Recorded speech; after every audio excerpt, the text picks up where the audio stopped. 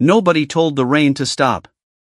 It came down in steady grey sheets over Llanidloes on the morning of February 26, 2026, the kind of Welsh rain that doesn't apologize, doesn't pause, doesn't care that you've been standing outside since 9:30 clutching a bunch of daffodils you bought at a garage on the A470. And, yet, the crowd didn't move. I was standing about 4 people deep from the barriers outside the Hanging Gardens Community Centre when I first understood that something unusual was happening, not the royal visit itself, but the feeling of it. The particular electricity of a small town that has decided, collectively, unanimously, without a committee meeting or a vote, that today is going to matter. There was a woman to my left, maybe 65, maybe 70, a wax jacket the color of bracken, a Welsh flag tucked under her arm like a newspaper. She kept checking her phone. Not for updates. For the time. Like she was counting something down. Next to her, a pair of teenage girls had wrapped themselves in a single large coat, which wasn't working for either of them, and they were laughing about it in the way that teenagers laugh when they're secretly thrilled to be somewhere. A boy of maybe 8 years old stood directly in front of me. Red wellies. A drawing in his hand, a crayon portrait of 2 figures, a tall one and a slightly taller one, both wearing crowns that he had pressed so hard into the page that you could see the wax ridges from 2 feet away. He was holding it flat against his chest to keep it dry. Very carefully. The way you hold something that cannot get wet. The rain came down harder. Nobody moved. That's when the black cars turned the corner. I heard it before I saw it, the shift in the crowd's noise. Not a cheer exactly. More like a collective intake, a held breath that releases all at once. The woman with the wax jacket reached up and touched the Welsh flag tucked under her arm, checking it was still there. The cars stopped. Doors opened. And, then, there she was. Catherine, Princess of Wales, stepping out into the rain in a burgundy coat that the weather immediately decided to test. She didn't flinch. She looked up at the sky the way you look at an old inconvenience, familiar, slightly exasperating, not worth worrying about. William came around the other side of the car, tall in a brown jacket, both of them already wearing daffodils pinned to their lapels before they'd even reached the pavement. The crowd did something I've only seen at a handful of moments in my life. It surged forward and went quiet at the same time. 2 things that shouldn't happen simultaneously. But they did. A woman near the front thrust a bunch of flowers through the barrier. Catherine took them with both hands and said something, I couldn't hear what, but the woman who'd handed them over covered her mouth with her palm and her eyes went bright, and that was enough. William walked toward the far end of the barrier line, working his way along, stopping, listening, that easy lopsided smile he does when someone says something that genuinely catches him off guard. A man in a flat cap said something that made William laugh, a real one, not a royal one, and then they shook hands for slightly longer than protocol demands. But I wasn't watching William. I was watching the boy with the drawing. He'd worked his way to the front somehow, the particular way of small children at crowded events, all elbows and zero apology, and he was standing at the barrier with his crayon portrait pressed against his chest, watching Catherine move along the line toward him. His jaw was set. His red wellies were planted. He wasn't nervous. He was ready. Catherine was 3 people away. Then, 2. She stopped to crouch down to a little girl in a yellow anorak who'd handed her a drawing of a rainbow, stayed down there for what felt like longer than the schedule allowed, asking something, nodding, listening to the answer with the particular attention she has for small people who are trying to tell her things. Then, she stood up. And she saw him. The boy with the red wellies. She moved toward him in the rain, umbrella abandoned somewhere behind her. No one quite knew when she'd stopped holding it, and she crouched down again to his level, and he held out the drawing, and she took it with both hands and turned it over and looked at it. Really looked at it. Not the quick royal glance, the polite smile, the how lovely, move on. She looked at it. The 2 wax-crowned figures. The pressed ridges. She turned it slightly to see it better in the flat gray light. Then, she said, "Is that me?" He nodded. Extremely serious. "And, is that William?" He nodded again. Pointed at the taller figure with the bigger crown. She called over her shoulder. "William." He was maybe 10 feet away. He looked up. "Come and look at this." William walked over. Catherine held up the drawing. He looked at it, then looked at the boy, then back at the drawing. "He's given me a bigger crown," William said. "Yes, he has," said Catherine. "That's very accurate." The boy's face, that 8-year-old face, did a thing that faces do sometimes when they've been hoping for something so hard they've almost stopped believing in it, and then it arrives. It opens. It just opens up completely. Someone in the crowd behind me said, "Oh, bless him," in the way that Welsh people say that, with the weight of genuine feeling behind it, not as a throwaway. Catherine said something else to the boy that I couldn't catch. He answered, animated now, his hands moving. She listened. The rain landed on the back of her coat, on the crown of her hair, and she didn't look up, didn't check. She had all the time in the world. That's the thing I keep coming back to, when I try to explain what made that moment feel like it did. Not the crown references, not the sweetness of the drawing. It was the time. The way she gave it. Standing in the pouring rain in the middle of a busy royal schedule with a security detail and a press pack and a full program ahead, and she gave that boy the time like there was nothing else on earth she was supposed to be doing. William folded the drawing carefully, very carefully, with the particular seriousness of someone who knows the object matters, and tucked it inside his jacket. The boy watched him do it. Pressed his lips together. Nodded once, like this was the correct outcome and he had expected nothing less. The crowd behind me exhaled. The rain kept coming. Nobody had moved an inch. The hanging garden smells like sawdust and warm bread. That surprised me. I'd expected something more municipal, the faint institutional sadness of a community hall that gets used twice a week and has chairs that stack. But the hanging gardens is nothing like that. It's alive in the way that places become when people genuinely love them. The walls hold warmth even in February, someone's always in the kitchen, there's always a sound coming from somewhere, a choir rehearsal or a handsaw or a child asking a question in a voice too loud for indoors. The prince and princess arrived inside to the kind of applause that echoes. I'd made my way in through the press pool, just barely, and I was standing near the entrance to the performing arts space when the children's choir started. 7 or 8 kids, the oldest maybe 11, lined up in a little curve, their conductor a woman in her 40s who had the composed expression of someone who has prepared very thoroughly and is now in the middle of deciding whether that preparation was adequate. It was. The kids sang in Welsh. Clean, clear voices that cut right through the noise of the room. You could see people stop talking. You could see them lean in without realizing they were leaning in. Catherine stood very still and listened. Not still in a formal way.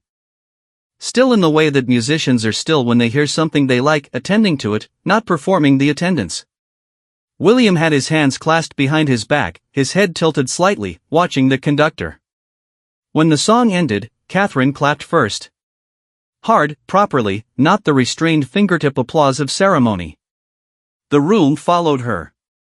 The little conductor's composed expression gave way, just briefly, into something that looked a lot like relief. The real moment, the one that ended up on every front page, the one that got 3 million views before the afternoon was out, happened outside.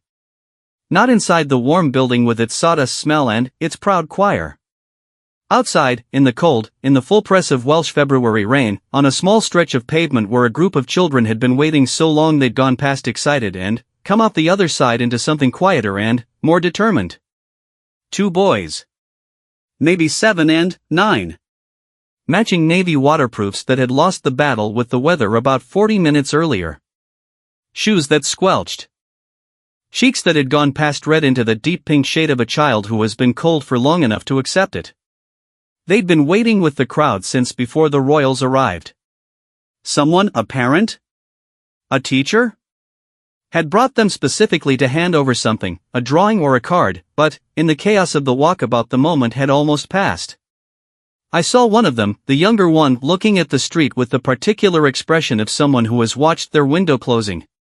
Catherine was moving back toward the vehicles. The visit was wrapping. Security was shifting its weight. She saw them. Stopped. Walked back. In the rain. She crouched down to their level. She does this constantly, reflexively, with the ease of a mother who has crouched down approximately 10,000 times, and she said something, and one of them answered, and then she said, "Shall we play?" The older boy looked at her. She made the gesture. Fist closed. Rock. Paper. Scissors. His face. His face. She counted them in rock, paper, scissors, shoot. Her voice clear even in the rain, and she made a rock, and the boy made paper. Paper covers rock. He won. He looked at his hand, then at her, then at his hand again, like he was rechecking. "You beat me," she said. Genuinely put out. Shaking her head. The boy next to him, the younger one, the squelchy shoes one, was vibrating. Physically vibrating. Catherine turned to him. "Your turn." They played 3 rounds.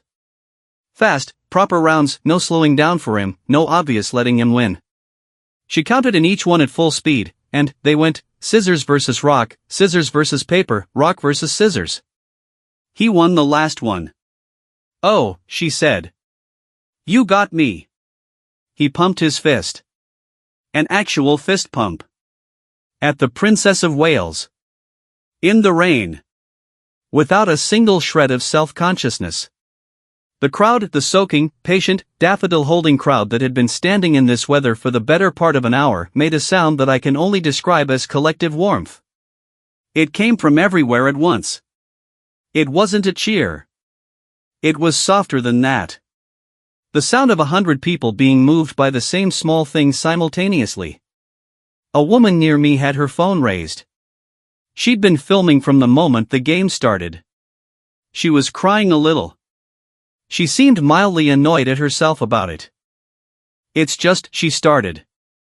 She didn't finish the sentence. She didn't need to.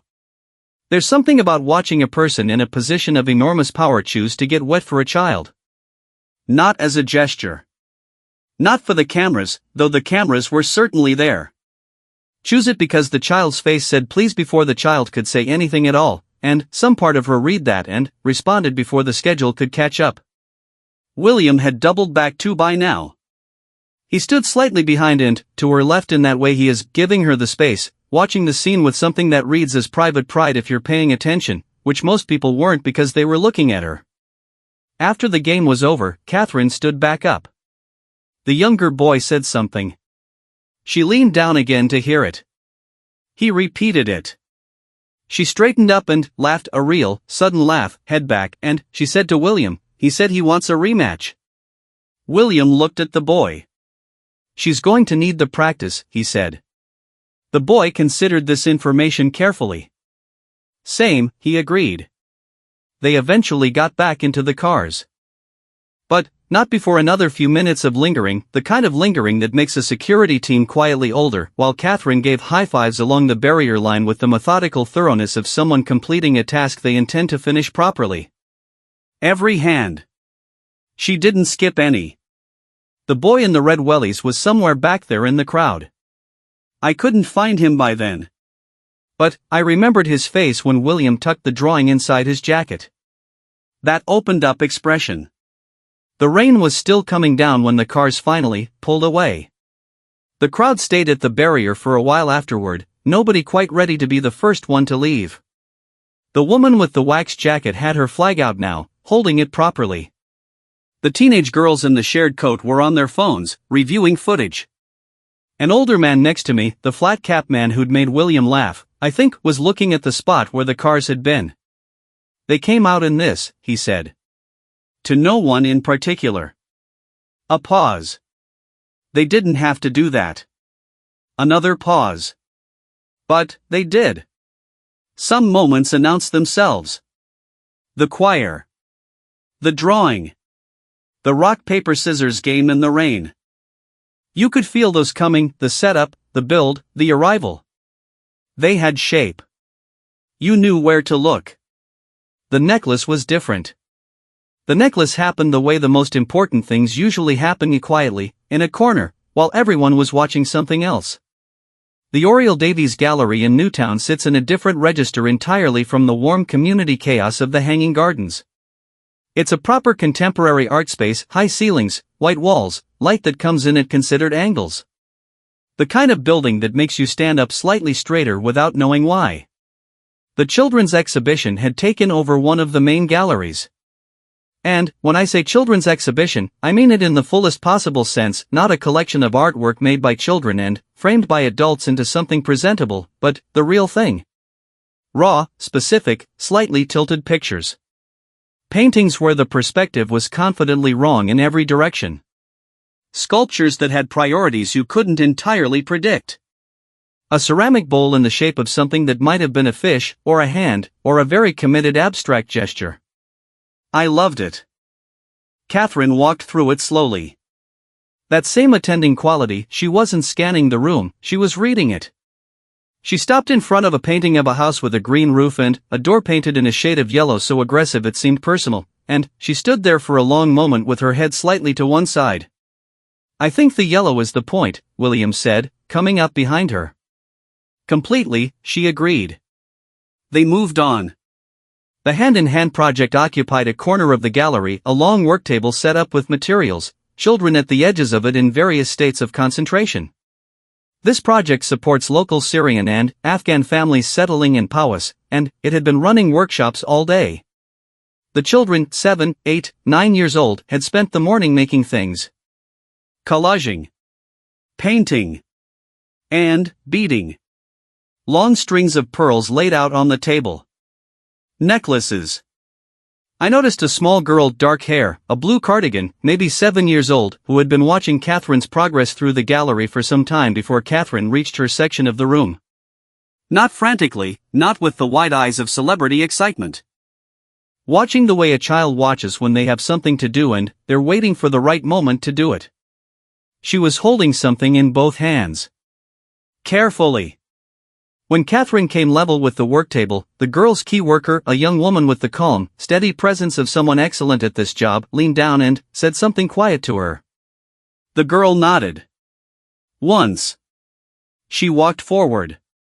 Catherine was in conversation with a workshop facilitator, one of those pleasant, necessary conversations of a royal visit, about funding and outcomes and community impact, when she felt a presence at her elbow. She looked down. The girl held up the necklace. It was a pearl bead necklace. Hand-strung. The kind of patient, repetitive work that children sometimes commit to with a thoroughness that makes adults feel slightly shown up. Each small bead placed and secured. Simple. Perfect. A beat passed. Catherine's face did something quiet. She crouched down. The girl said something in a voice too soft for me to hear from where I was standing, but her body language was clear, steady, certain. This was what the morning had been for. The girl held the necklace up a little higher. Catherine tilted her head forward. And the girl reached up and placed the necklace around her neck. I have replayed that 30 seconds in my head many times since. The deliberateness of the girl's hands. The exactness of the gesture, not dropping it, not handing it over, but placing it around her neck. Like it was always meant to go there. Like this was the obvious conclusion of a sequence of events that had begun when the beads were laid out on the table and was ending here, correctly, in this gallery, on this woman's neck. Catherine held still. She let it happen. When it was done, she looked down at the necklace. Then, she looked at the girl. Then, she reached up and touched the beads, just briefly, with 2 fingers, a checking gesture that also meant something else, something harder to name. You made this, she said. The girl nodded. For me? Another nod. The certainty of it. Catherine didn't say how lovely or how kind or any of the phrases that fit the space. She was quiet for a moment in a way that was not a pause before speaking, it was the silence of being genuinely moved and not rushing past it. Thank you, she finally said. 2 words. Carrying everything. The girl's key worker had her hand over her mouth. The facilitator next to me exhaled slowly through her nose. A photographer I'd been standing near all day lowered his camera for a moment, which I had not seen him do once. William appeared at Catherine's shoulder. She glanced up at him. She touched the necklace again. He looked at it. Then, he looked at the girl. "Did you choose every bead?" he asked. The girl nodded. "Every single one?" She nodded again, very seriously. She seemed to feel this was the important detail. That she had chosen them. He crouched down to her level now too. Both of them down there, in front of this child who had spent a morning choosing beads and had decided, at some point between threading the first and last one, where the necklace was going to go. "She's going to wear it all day," William said. He glanced at Catherine. "Aren't you?" Not a question. "All day," Catherine confirmed. Later, much later, after the visit had wrapped and the cars had gone and the gallery was returning to its ordinary light, I spoke briefly with one of the hand-in-hand project workers. She told me the girl had been talking about the visit for a week. That she'd started the necklace on Monday and finished it on Wednesday. That she'd practiced the French and English words for "I made this for you," trying to decide which to use. She used neither in the end. She just held it up. It was enough. It was more than enough. That evening, Catherine posted a photograph on Instagram. The necklace, resting against the burgundy coat. A single line of text underneath. "Thank you for the necklace." The girl's key worker sent a screenshot to the girl's family that night. I don't know what happened after that. I imagine the family looked at the photograph on a small screen somewhere in Powys, in the hours after a gray February day, and saw a pearl necklace that one of their children had made, bead by chosen bead, sitting against the coat of a princess. I imagine that meant something. I think most things we're unable to fully articulate still mean something. By the time they reached the gallery cafe, both of them were a little damp. Not soaked. Just the particular damp of a person who has been doing their job outside in Welsh weather and has made their peace with it. Catherine's hair had gone slightly wavy at the edges in the way that very straight-haired people's hair does when it argues with humidity.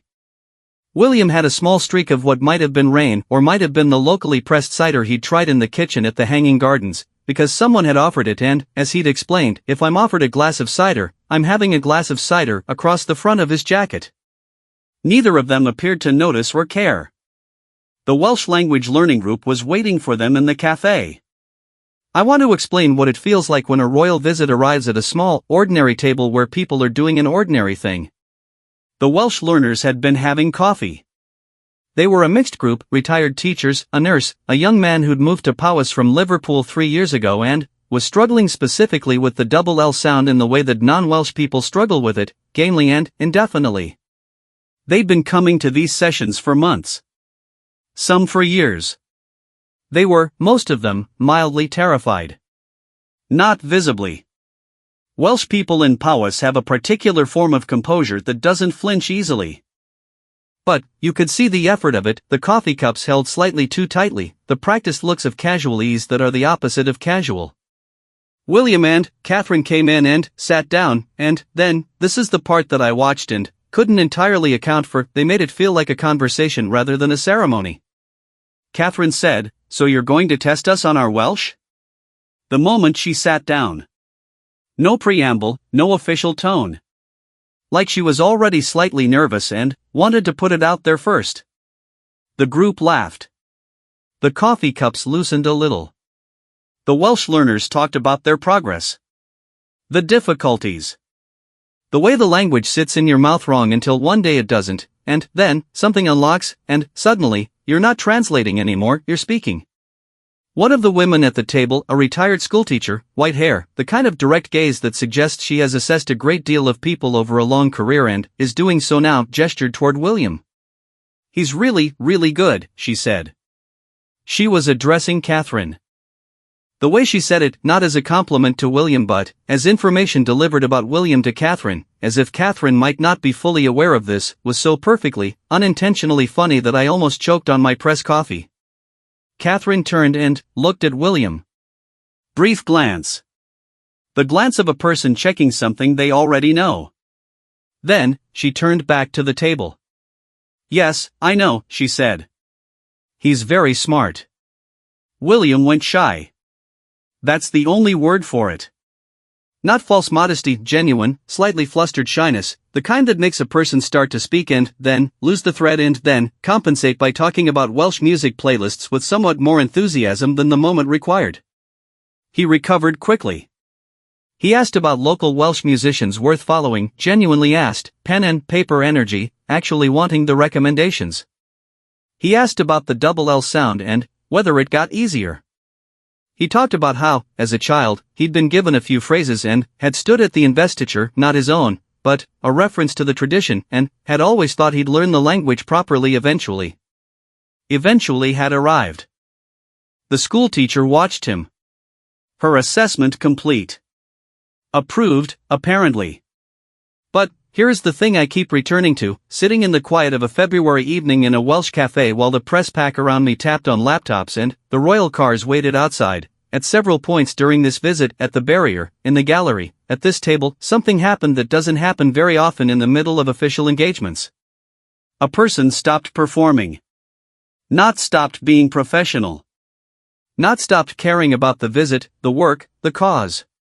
But stopped performing the being there and just was there. A boy with a drawing. Two boys in squelchy shoes. A girl with a pearl necklace and 2 months of beading in her hands. A schoolteacher who decided, calmly and without ceremony, that a future king was good at Welsh. Each one of them walked up to something enormous at the history, the protocol, the cameras, the weight of what these two people represent, and they responded to the human beings inside it instead. And the human beings inside it responded back.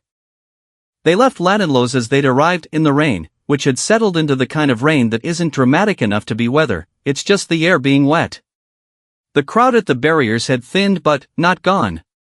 The people who'd been there since the beginning were still there, the ones for whom the waiting was part of it, who would have stayed until dark if necessary. Catherine gave high fives along the barrier line on the way back to the cars. Not a few of them. All of them. She worked the entire line, unhurried, with a focus that read less like grace and more like I am finishing what I started. William walked beside her, slightly behind. His expression in those last few minutes was the one he has when he's watching something and choosing not to interrupt it. The woman in the wax jacket was at the end of the line. I saw Catherine reach her. I couldn't hear what they said. But the woman held up the Welsh flag, properly held it up, both hands, unfurled, and Catherine put her hand on the woman's arm for a moment. Then, she got in the car. The cars drove away up the high street, and the crowd stood there for a minute the way crowds do after something ends, reorganizing themselves, checking phones, kids sitting down on curbs, the particular flatness of an anticlimax that was also absolutely worth it. The boy in the red wellies was standing with his mother. Dry now, someone had found a rain cover for him at some point during the wait. He was looking in the direction the cars had gone, down the wet street. Did she like it? His mother asked. He thought about this seriously.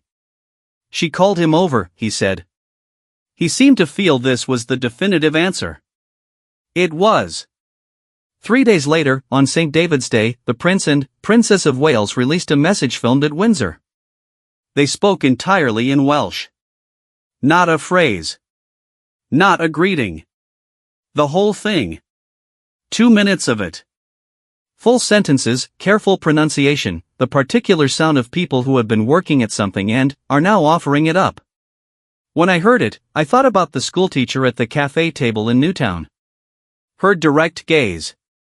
Her assessing expression. He's really, really good. Yes, I know. He's very smart. I thought about the boy looking down a wet street, distilling an entire afternoon into its truest detail. She called him over. Some days are just ordinary days made of rain and daffodils and children with good things to give. Some days you drive to a small Welsh town and a 7-year-old puts a handmade necklace around your neck and a boy beats you 3 times at rock paper scissors and a retired schoolteacher tells your wife you're clever and you go home and spend 3 days learning enough Welsh to say thank you properly.